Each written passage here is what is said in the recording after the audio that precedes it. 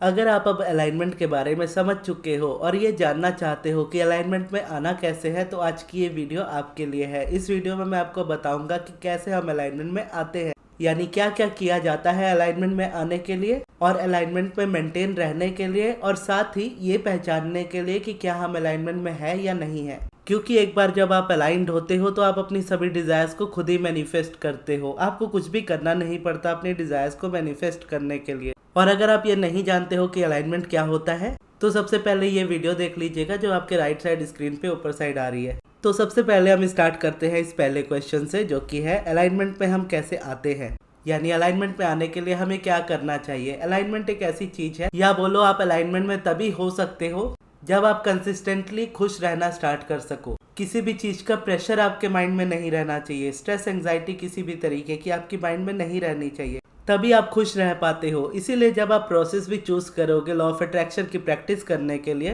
तो वो प्रोसेस भी आपका ऐसा चूज करना होता है जिसे आप एंजॉय कर सको। यानी आप कौन सा प्रोसेस चूज करते हो ये मैटर नहीं करता, मैटर आपकी हैप्पीनेस करती है। जब आप किसी चीज को स्ट्रेस के साथ करते हो या डर के करते हो, तो वो चीज कभी भी आपको रिजल्ट नहीं देती। फॉर एग्जाम्पल, अगर मैं अपने चैनल पे किसी सक्सेस स्टोरी को अपलोड करता हूँ और वो सक्सेस स्टोरी में जो रिजल्ट सामने वाले पर्सन को मिले हैं, मान लीजिए वो स्पेसिफिक पर्सन वाले रिजल्ट है और वो आपको मिले हैं सब्लिमिनल से, तो अगर मैं सब्लिमिनल की सक्सेस स्टोरी शेयर कर रहा हूँ जहाँ पर किसी पर्सन ने सब्लिमिनल के थ्रू सामने वाले को मैनिफेस्ट किया, और ऐसे में अगर आप सेम चीज मैनिफेस्ट करना चाह रहे हो अपनी लाइफ में और बाकी सारे प्रोसेसेस आप ट्राई करके देख चुके हो, आपको रिजल्ट किसी में नहीं मिले, तो जो आपका डेस्परेट माइंड होता है वो इमीडिएट एक्शन की तरफ भागता है कि इस इंसान को सब्लिमिनल से रिजल्ट मिल गए, इसको कुछ करना नहीं पड़ा, तो मैं भी अगर सुनूंगा या सुनूंगी तो मुझे भी सेम रिजल्ट मिलेंगे। और उसके बाद वो सब्लिमिनल सुनना स्टार्ट कर देते हैं। हालांकि वो एंजॉय नहीं कर रहे होते सब्लिमिनल को, उनको ऐसा लगने लगता है कि किसी इंसान ने उस सब्लिमिनल से मैनिफेस्टेशन की है, तो कैसे भी करके मुझे इस सब्लिमिनल को सुनना होगा। अगर मैं इस सब्लिमिनल को सुनता रहूंगा या सुनती रहूंगी तो ही मेरी मैनिफेस्टेशन होगी। जबकि देखा जाए तो सब्लिमिनल एक टूल है, यानी सब्लिमिनल आपको अलाइनमेंट में आने में हेल्प करता है, लेकिन बाकी प्रोसेसेस की तरह भी सब्लिमिनल भी आपसे कंसिस्टेंसी एक्सपेक्ट करता है कि आप कंसिस्टेंट हो तभी आपको रिजल्ट मिलते हैं। और अगर आप म्यूजिक सुनना पसंद नहीं करते, आपको ज्यादा देर कानों में ईयरफोन्स लगाने नहीं पसंद, तो सब्लिमिनल उस वक्त आपको ज्यादा बोरिंग लगने लगता है। और उस वक्त क्या होता है कि आप सब्लिमिनल को कंटिन्यू ही नहीं कर पाते, कुछ दिन करते हो फिर वो चीज़ छूट जाती है। तो जहाँ पे वो चीज़ें छूटती है ना, वहीं पे चीज़ें बिगड़नी स्टार्ट हो जाती है।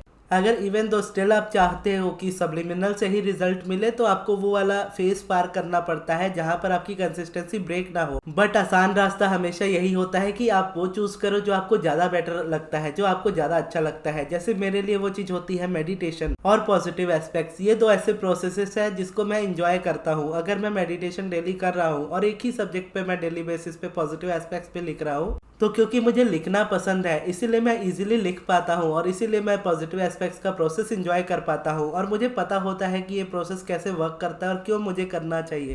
यानी सिर्फ किसी की सक्सेस स्टोरी को देख करके मैं ये प्रोसेस नहीं कर रहा, मुझे पता है कि इसके पीछे क्या रीजन होता है, क्यों ये चीज बेटर वर्क करती है। जैसे मुझे पता है कि हर सब्जेक्ट के दो साइड होते हैं, एक पॉजिटिव साइड होता है, एक नेगेटिव साइड होता है। हम जिस साइड पे ज्यादा देखेंगे वो साइड हमारी लाइफ में मैनिफेस्ट होगी। मुझे यूनिवर्स को ये बोलने की जरूरत नहीं है कि ये चीज मुझे चाहिए या ये चीज मुझे नहीं चाहिए। अगर मैं किसी चीज पे फोकस्ड हूँ तो भले ही वो चीज मुझे चाहिए हो या नहीं चाहिए हो, वो चीज मेरी लाइफ में आनी स्टार्ट हो जाएगी। और जिस वाइब्रेशन से मैं उसको देख रहा हूँ या जिस तरीके से फोकस्ड होऊंगा, उसी तरीके से वो चीज मेरी लाइफ में आने लगेगी। तो जब मैं पॉजिटिव एस्पेक्ट्स लिखता हूँ तो मैं ये नहीं कहता कि मुझे ये चीज चाहिए, बस जो चीज मुझे चाहिए होती है मैं उसके पॉजिटिव साइड पे लिखता हूँ, यानी उसके पॉजिटिव एस्पेक्ट्स लिखता हूँ। जिसका मतलब ये होता है कि मैं उस पर्टिकुलर सब्जेक्ट पे वाइब्रेशन दे रहा हूँ कि यूनिवर्स इस चीज को समझे कि जहाँ पे मेरा फोकस है उस चीज को मेरी लाइफ में और बढ़ाते जाना है। जैसे अगर कोई चीज मैं चाहता हूँ मेरी लाइफ में, लेकिन उसको लेकर के बहुत कंप्लेंट करता हूँ, फिर वो करियर हो सकता है, रिलेशनशिप हो सकता है, मनी हो सकता है, कुछ भी हो सकता है। अगर मैं उस चीज पे बहुत ज्यादा कंप्लेंट कर रहा हूँ, जबकि मेरी डिजायर है उस रिलेशनशिप को इम्प्रूव करना, उस इंसान को मैनिफेस्ट करना, मनी को मैनिफेस्ट करना या करियर को बेटर करना, लेकिन मैं फोकस्ड कहाँ हूँ उसके नेगेटिव पॉइंट पे,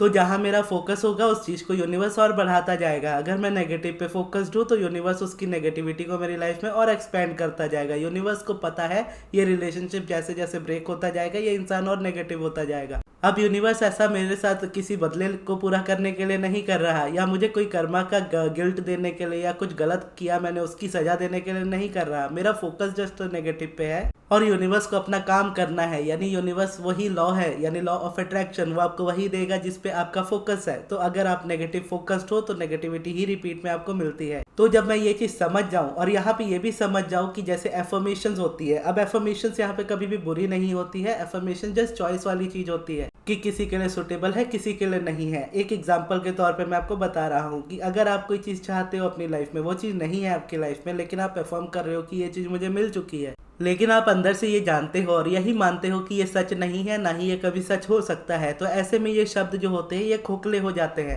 आप रेपिटेशन नहीं दे पाते इसको, कुछ दिन रिपीट करोगे उसके बाद फिर ये चीजें आपकी लाइफ में से इनकंसिस्टेंट होने लगेगी, आपको अफर्म करने का मन भी नहीं करेगा। क्यों? क्योंकि वो सेंटेंस आपको फेक लगते हैं। लेकिन जब हम पॉजिटिव एस्पेक्ट्स लिखते हैं तो हर एक चीज की पॉजिटिव साइड भी है, नेगेटिव साइड भी है। हमें पता है कि एक इंसान है, उसमें क्या नेगेटिविटी, उसमें क्या पॉजिटिविटी है।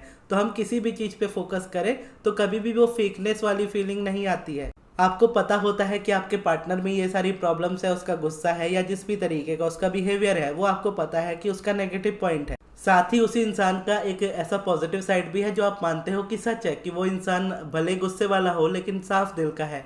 आप ये भी मानते हो कि उसमें गुस्सा है, आप ये भी मानते हो कि उसका दिल साफ है। लेकिन अगर गुस्से पे ही फोकस रह जाओ तो वो इंसान आपसे ही सबसे ज्यादा गुस्सा करेगा। अगर आप उसके प्यार पे फोकस करो, उसके काइंडनेस पे फोकस करो, तो वही आपको रिपीट में मिलेगा।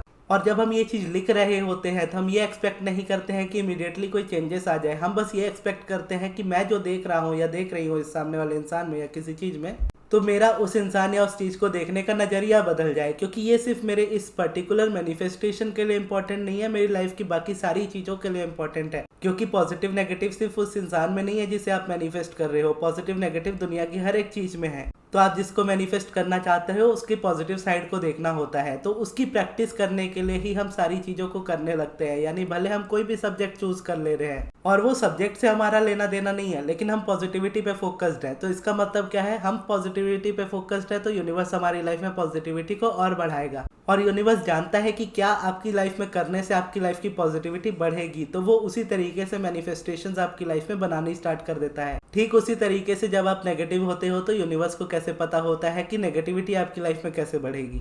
तो इसीलिए ये प्रोसेस मेरे लिए बहुत ज़्यादा बेटर हो जाता है या मुझे बहुत इंजॉयबल लगता है, क्योंकि इसका मीनिंग मुझे पता है कि क्यों इसे यूज़ किया जाता है। यानी कहते हैं ना कि किसी चीज़ को करने से पहले आपको ये क्लियर होना चाहिए कि मैं उसे क्यों करना चाहता हूँ। तो जब आपका क्यों क्लियर होता है, वाई क्लियर होता है, तो आप उसको कर पाते हो। जब आप स्पेसिफिक गोल बना लेते हो कि मुझे इस इंसान को मैनिफेस्ट करना है, इस इंसान को मैनिफेस्ट करने के लिए मुझे यही एक पर्टिकुलर प्रोसेस करना पड़ेगा, क्योंकि इसके अलावा बाकी किसी की सक्सेस स्टोरीज आती नहीं है, या इसके अलावा मैंने बाकी किसी की सक्सेस स्टोरी दूसरे प्रोसेस से बहुत कम देखी है, इसी वाले प्रोसेस से ज़्यादा देखी है। तो ऐसे में क्या होता है कि हम अपने आप को छोड़ करके दूसरी चीज़ों पे जाने लगते हैं जो हमें नहीं पसंद आता है। ऐसे में क्या होता है, स्टार्टिंग से ही हम रेजिस्टेंस क्रिएट करना स्टार्ट कर देते हैं। और जब आप उस चीज़ को एंजॉय ही नहीं कर रहे तो उसमें आप अलाइनमेंट कैसे क्रिएट करोगे, कभी नहीं कर पाओगे। तो इसीलिए प्रोसेस को जानो, प्रोसेस के पीछे के बैकग्राउंड को जानो, क्यों वो वर्क करता है, कैसे वो वर्क करता है, ये जानो, और क्यों आप करना चाहते हो उस प्रोसेस को, ये करो।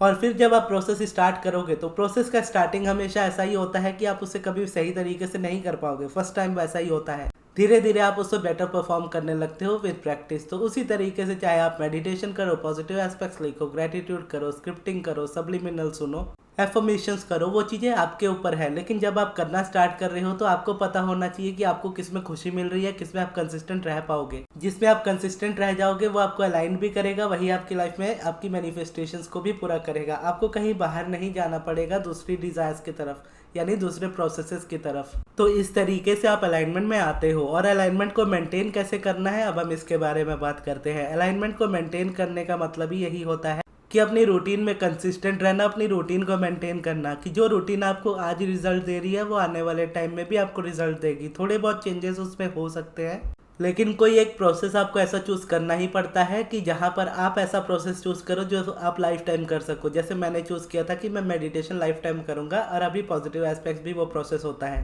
तो ऐसे में क्या है, ये दोनों प्रोसेस मेरे हमेशा लगातार चलने वाले प्रोसेस है जिसे मैं हमेशा करने वाला हूँ। और इसके साथ अगर कोई चेंजेस आते हैं तो चेंजेस क्या होता है कि कभी कभार मैं अफर्म करने लगता हूँ, कुछ दिनों तक एफर्मेशन करता हूँ, फिर जब मुझे वो बोरिंग लगने लगती है फिर मैं छोड़ देता हूँ। ठीक उसी तरीके से अगर मैं होपोनोपोनो प्रेयर करता हूँ कभी कभार, तो जब तक मैं उसको एंजॉय कर रहा हूँ तब तक मैं करता हूँ, फिर आने वाले टाइम में मैं उसे क्विट कर देता हूँ। तो इस तरीके से क्या होता है कि रूटीन वाला जो आपका प्रोसेस है वो आपको डेली बेसिस पे अलाइनमेंट देता है, और कभी कभार जो आप छोटे मोटे चेंजेस लाते हो वो आपके अलाइनमेंट को मेंटेन रखता है। और कई बार ऐसा भी होता है कि जब आपको बिल्कुल मन नहीं है मेडिटेशन करने का या कोई भी प्रैक्टिस करने का, तो उस टाइम आप छुट्टी ले लो, यानी उस टाइम आप एक दिन का स्किप कर दो मेडिटेशन को, 1-2 दिन मेडिटेशन मत करो, स्टिल चलता है। क्योंकि आपको ये समझना है कि आपकी हैप्पीनेस बहुत ज़्यादा ज़रूरी होती है। तो जब आप कोई चीज़ ज़बरदस्ती कर रहे हो तो आप उसको एंजॉय नहीं कर पाते हो। लेकिन ये भी समझना होता है कि ये स्टार्टिंग का फेस होता है। जब एक बार आप कंसिस्टेंसी बहुत स्ट्रांग वाली पकड़ लेते हो ना, फिर ऐसा होता है कि आप मेडिटेशन नहीं करोगे तो आपको रेजिस्टेंस आएगा। तो ऐसे टाइम में आपको लगेगा कि आज मेडिटेशन नहीं हुआ, कहीं कुछ छूट ना गया हो, इस तरीके का फील होता है। तो वहाँ पे क्या करना होता है, वहाँ पे भले 5 मिनट मेडिटेशन कर लो, लेकिन कर लो। और उसके अलावा अपनी हॉबीज पे फोकस करो, जो चीज़ें आपको पसंद आती है। जैसे अगर आपको पेंटिंग पसंद है, पेंटिंग करो। अगर आपको मूवीज़ देखना पसंद है, मूवीज़ देखो। गाने सुनना पसंद है, गाने सुनो। कोई चीज़ आप बहुत टाइम से सीखना चाहते थे, किसी ग्रुप में आप होना चाहते थे, तो उस चीज़ में आप ऐड हो जाओ, तो वो आपकी अलाइनमेंट को मेंटेन करता है। अब हम आते हैं इस क्वेश्चन पे, सबसे इंपॉर्टेंट क्वेश्चन पे, कि हम कैसे जानेंगे कि हम अलाइनमेंट में है या नहीं है। अलाइनमेंट एक डेस्टिनेशन की तरह नहीं है, ये एक जर्नी की तरह है। यानी डेस्टिनेशन क्या होती है कि आप मुंबई में हो और आपको गोवा जाना है, आप मुंबई से निकले, गोवा पहुंच गए, आप डेस्टिनेशन पे अपनी पहुंच गए। अलाइनमेंट ऐसी नहीं है कि आप रेजिस्टेंस में थे, आप वहां से निकले और आप अलाइनमेंट में पहुंच गए। ये एक जर्नी की तरह है। जैसे वर्ल्ड टूर करने वाले लोग होते हैं, वो कभी रुकते नहीं है कि आज यहाँ पे है तो कल वहाँ पे है। एक एक जगह वो एक्सप्लोर कर रहे होते हैं डेली बेसिस पे। अलाइनमेंट उस तरीके की है कि जब आप अलाइंड हो जाते हो तो आपकी जर्नी और आगे बढ़ने लगती है। आप और ज्यादा अलाइंड होते हो, और ज्यादा अलाइंड होते हो, और ज्यादा अलाइंड होते चले जाते हो। अलाइनमेंट का कोई एंड नहीं होता है। ठीक उसी तरीके से रेजिस्टेंस का भी कोई एंड नहीं होता है। आपकी लाइफ कितनी भी बुरी हो सकती है और आपको लग सकता है कि इस लाइफ में इससे ज्यादा बुरा क्या होगा, उससे कहीं ज्यादा बुरा आप अपनी लाइफ को बना सकते हो। वो रेजिस्टेंस है। और आपको लगता है कि अगर आप अपनी लाइफ में बेस्ट जी रहे हो, इससे अच्छी और कैसी लाइफ हो सकती है, आप उससे कहीं ज्यादा अच्छी लाइफ क्रिएट कर सकते हो। तो इसीलिए अलाइनमेंट की प्रैक्टिस इस तरीके से की जाती है कि अलाइनमेंट इनफाइनाइट है, कि आप कभी भी 100% वाली डेस्टिनेशन पे नहीं पहुंचोगे, आप हमेशा बेहतर होते जाओगे पहले से। तो उसी तरीके से आपको प्रैक्टिस करनी होती है। और आप समझते कैसे हो कि अलाइनमेंट में हम है या नहीं है, वो हम अपनी फीलिंग्स से समझते हैं। उससे भी ज्यादा अगर बोलोगे कोई चीज इंपॉर्टेंट है ये समझने के लिए हम अलाइनमेंट में है या नहीं है, तो वो समझने वाली चीज है आपकी मैनिफेस्टेशन। यानी जब आप अलाइंड होते हो आपकी मैनिफेस्टेशन होती है। अगर जब मैनिफेस्टेशन नहीं हो रही है, आप अलाइंड नहीं हो। कोई भी मैनिफेस्टेशन नहीं हो रही है, अलाइंड नहीं हो। अगर आपकी लाइफ में सारी मैनिफेस्टेशन हो रही है लेकिन सिर्फ एक पर्टिकुलर सब्जेक्ट पे आप मैनिफेस्ट नहीं कर पा रहे हो, तो इसका मतलब है कि आप ओवरऑल अलाइनमेंट में आ रहे हो और आ चुके हो, लेकिन एक पर्टिकुलर सब्जेक्ट पे आप रेजिस्टेंस क्रिएट कर रहे हो। वो रेजिस्टेंस कब रिलीज होगी, जब आप ये ध्यान देना छोड़ोगे कि ये चीज मेरी लाइफ में नहीं है और अपनी अलाइनमेंट पे फोकस करना स्टार्ट करोगे। जब आप वो करने लगोगे, यहाँ से भी आपका ध्यान हटेगा और ये चीज भी आपकी लाइफ में रियलिटी में आने लगेगी। और ये सारी वीडियो में जितनी भी बातें मैंने आपको बताई है, अगर इन सारी बातों को आप फॉलो करते हो तो आपकी सभी मैनिफेस्टेशन एक एक करके पूरी हो जाएंगी। और अगर आप इन चीज़ों को फॉलो कर रहे हो ऑलरेडी और आपको लग रहा है कि आपकी डिज़ायर बहुत टाइम ले रही है मैनिफेस्ट होने में और क्यों आपकी लाइफ में इतना डिले हो रहा है मैनिफेस्टेशन में, तो ये आपके स्क्रीन पे ये वीडियो आ रही है। इस वीडियो को जरूर देखिएगा। इसमें मैंने बताया है कि क्यों डिले आता है, क्यों मैनिफेस्टेशन डिले होती है और कैसे उसको फिक्स करें। तो ये थी हमारी आज की वीडियो। इस वीडियो को यहाँ तक देखने के लिए बहुत बहुत धन्यवाद।